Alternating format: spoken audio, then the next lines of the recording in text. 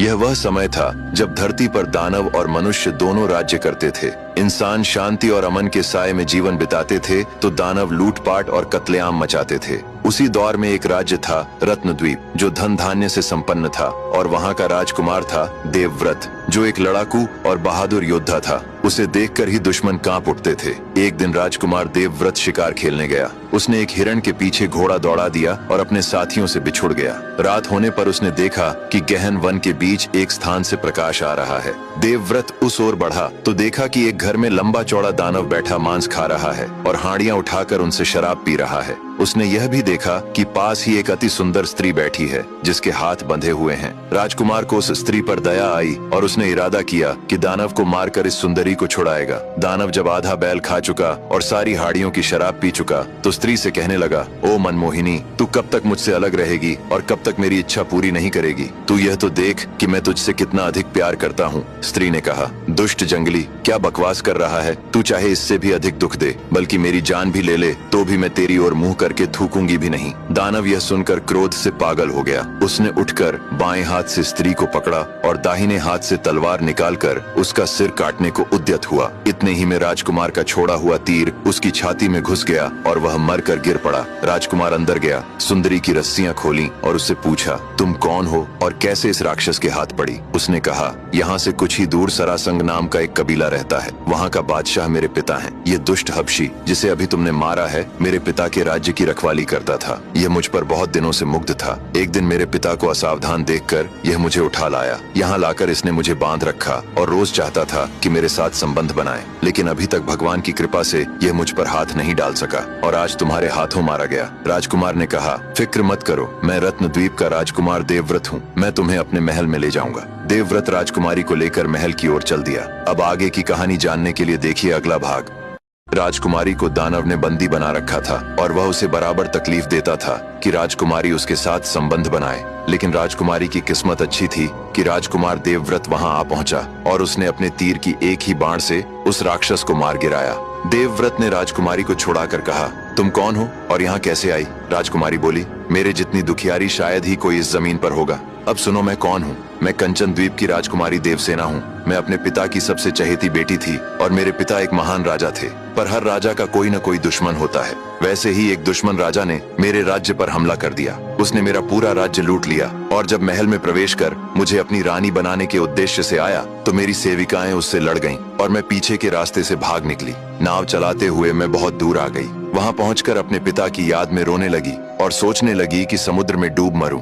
इतने में मैंने अपने पीछे कई मनुष्यों और घोड़ों की आवाज सुनी। पलट कर देखा तो कई घुड़सवार थे जिनके मध्य एक जवान राजकुमार था। वह स्वयं मेरे पास आकर मृदुलता से मेरा हाल पूछने लगा। मैंने उसे पूरा हाल बताया। मेरा हाल सुनकर उसे बड़ा दुख हुआ। फिर वह मुझे अपने साथ ले गया और अपनी माता को सौंप दिया। मैंने उस वृद्धा को अपनी कहानी सुनाई तो उसे भी बड़ा दुख हुआ। उसने अपने पुत्र के साथ मेरा विवाह कर दिया, किंतु यहाँ तक मुझे पहुँचाकर मेरी किस्मत फिर पलट गई। उस राज्य का एक पड़ोसी राजा उसका पुराना दुश्मन था। जिस रोज मेरी सुहागरात होनी थी उसी दिन उसने आक्रमण कर दिया। उसकी सेना अति विशाल थी और उसने कुछ ही घंटों में नगर को रौंद डाला। उसने मेरे पति को और मुझे पकड़ने के लिए आदमी भेजे, किंतु हम पहले ही बच निकले। 2 दिन बाद हमने देखा कि एक जहाज हमारी ओर आ रहा है। हम समझे कि वह किसी व्यापारी का जहाज है, इसलिए हमने सहायता के लिए आवाज दी। लेकिन यहाँ फिर धोखा हुआ। जहाज पर 5-7 डाकू थे। वे तलवार लिए हुए हमारी नाव पर आए और हमें बांधकर अपने जहाज पर ले गए। डाकुओं के सरदार ने मुझसे पूछा,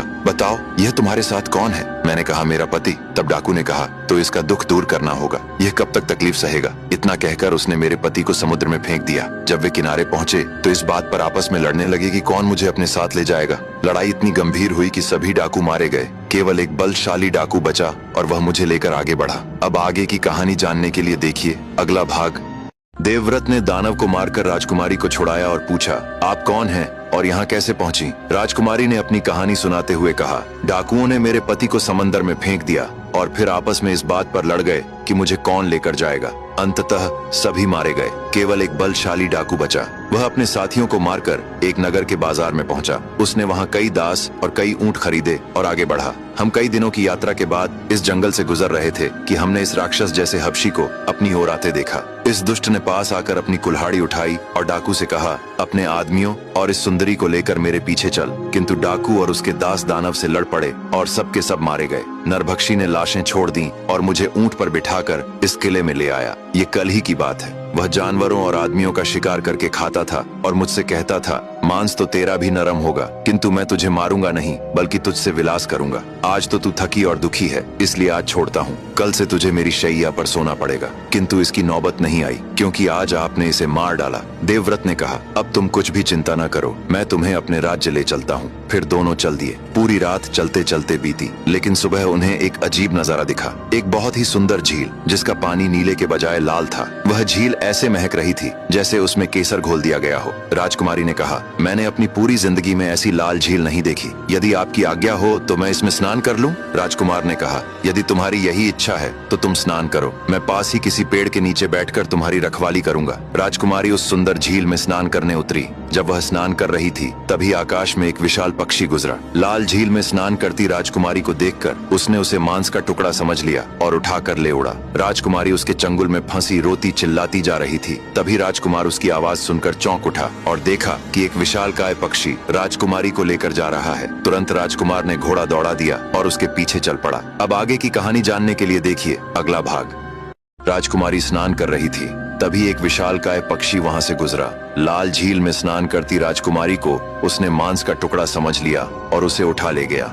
राजकुमारी की चीख पुकार सुनकर देवव्रत ने देखा कि एक पक्षी राजकुमारी को लेकर उड़ रहा है। उसने तुरंत अपने घोड़े को उसके पीछे दौड़ा दिया। पक्षी राजकुमारी को लेकर जा ही रहा था कि तभी एक और विशालकाय पक्षी ने उस पर झपट्टा मारा। दोनों आपस में भयंकर लड़ने लगे। इसी बीच राजकुमारी उनके चंगुल से छूटकर एक नदी में जा गिरी। वह किसी तरह तैरकर किनारे पहुंची। जब उसने देखा कि दोनों पक्षी आपस में लड़ रहे हैं तो उसने इस अवसर का लाभ उठाया और जंगल में जाकर छिप गई। पूरा दिन चलते चलते जब शाम हुई तो उसने जंगल के बीच एक झोपड़ी देखी। वह अंदर गई तो देखा कि एक बूढ़ी औरत बैठी है। राजकुमारी ने भीतर जाकर बूढ़ी को प्रणाम किया और बोली, माँ, मैं बहुत दुखियारी हूँ। मुझे एक पक्षी यहाँ उठा लाया है। मेरा साथी राजकुमार मुझे ढूंढते हुए अवश्य यहाँ पहुँचेगा। क्या आप मुझे अपने पास रात गुजारने देंगी? बूढ़ी औरत बोली, बेटी, तुम मेरी बेटी के समान हो। जब तक जी चाहे यहाँ रहो। राजकुमारी उसके पास रुक गई। इधर राजकुमार भटकता हुआ उसे खोज रहा था। शाम होते ही उसने जंगल के बीच हल्की रोशनी अपनी ओर आती हुई देखी। वह उस रोशनी की दिशा में बढ़ा। पास पहुंचकर उसने देखा कि वहां एक झोपड़ी है जिसके बाहर दो काले कुत्ते बंधे हुए हैं। राजकुमार को देखते ही वे उस पर झपट पड़े। राजकुमार ने उन्हें किसी तरह भगाने की कोशिश की, पर उनका क्रोध बढ़ता ही गया। दोनों ने मिलकर उसे लहूलुहान कर दिया। राजकुमार क्रोधित होकर तलवार निकाला और जैसे ही राजकुमार उन्हें मारने वाला था तभी एक नौजवान झोपड़ी से बाहर निकला और राजकुमार के पैरों में गिरकर क्षमा मांगने लगा। वह बोला, हे वीर, इन कुत्तों को मत मारो, ये मेरे भाई हैं। ये सुनकर राजकुमार चौंक गया। वह हैरानी से बोला, तुम तो इंसान हो और ये जानवर, ये तुम्हारे भाई कैसे हो सकते हैं? नौजवान बोला, मैं तुम्हें पूरी कहानी सुनाता हूँ। अब आगे की कहानी जानने के लिए देखिए अगला भाग। राजकुमारी को एक खतरनाक पक्षी उठा ले गया। उसे ढूंढते हुए देवव्रत जब जंगल में पहुंचा तो उसने एक झोपड़ी के सामने दो काले कुत्ते देखे।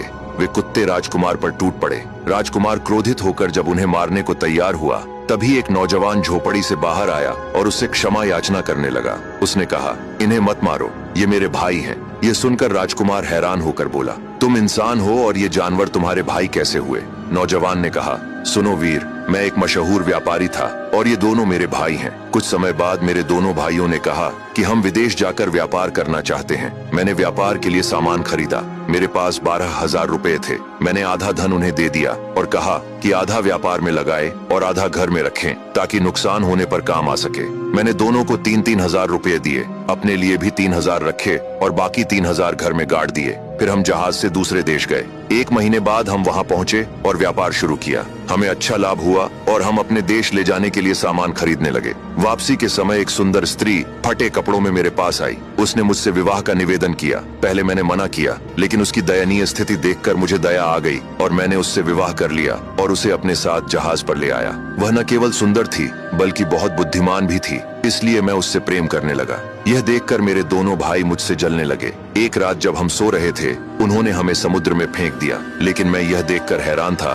कि मेरी पत्नी ने अपनी अलौकिक शक्ति से मुझे बचाकर एक द्वीप पर पहुंचा दिया। अचानक उसका रूप बदल गया और वह एक परी बन गई। फिर उसने कहा कि वह मुझ पर मोहित हो गई थी और मेरी दयालुता की परीक्षा लेना चाहती थी, इसलिए भिखारिन बनकर आई थी। अब आगे की कहानी जानने के लिए देखिए अगला भाग। व्यापारी ने कहा, मेरे भाइयों ने मुझे समुद्र में फेंक दिया, लेकिन मैं ये देखकर हैरान रह गया कि मेरी पत्नी ने अपनी अलौकिक शक्ति से मुझे बचाकर एक द्वीप पर पहुंचा दिया। अचानक उसका रूप बदल गया और वह एक परी बन गई।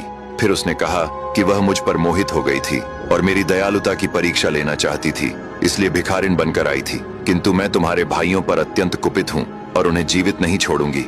उसकी बातें सुनकर मुझे गौर आश्चर्य हुआ। मैंने उसका बड़ा एहसान माना और अत्यंत दीनतापूर्वक कहा, तुम मेरे भाइयों को जान से मत मारो।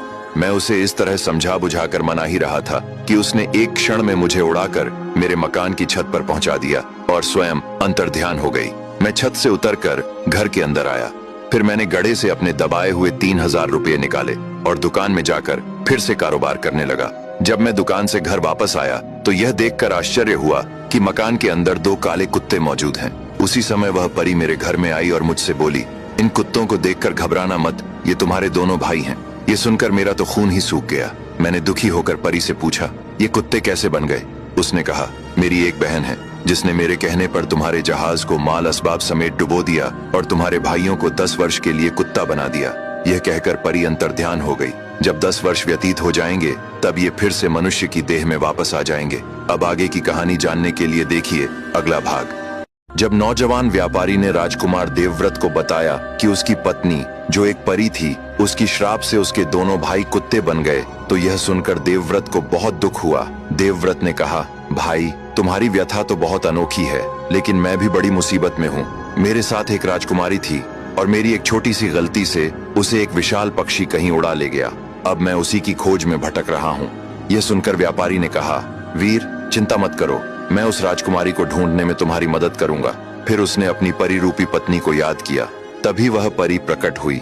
व्यापारी ने उससे कहा, प्रिय, ये राजकुमार अपनी साथी राजकुमारी की खोज में भटक रहा है। अगर तुम उसका पता बता दो तो तुम्हारा बहुत बड़ा एहसान होगा। परी ने अपनी जादुई शक्तियों से पता लगाया और कहा कि वह राजकुमारी 7 पहाड़ों के पार एक जंगल में एक बूढ़िया के पास रह रही है। यह जानकर देवव्रत बहुत खुश हुआ और उसने परी को धन्यवाद दिया। फिर परी ने अपनी शक्तियों से एक विशालकाय पक्षी बनाया। राजकुमार उस पर सवार होकर आगे बढ़ गया। वह पक्षी उसे दुर्गम पहाड़ों के पार ले गया और आखिरकार उस स्थान पर पहुंचा दिया जहां राजकुमारी रह रही थी। राजकुमारी उसे देखकर बहुत खुश हुई और दौड़कर राजकुमार के गले लग गई। फिर राजकुमारी ने उस बूढ़िया को धन्यवाद दिया और राजकुमार के साथ उसके राज्य में लौट आई और फिर दोनों विवाह कर खुशी खुशी अपने राज्य में रहने लगे और सुखपूर्वक जीवन बिताने लगे। तो दोस्तों, कैसी लगी आपको ये कहानी? ऐसी ही और कहानियों के लिए हमारे साथ जुड़े रहिए।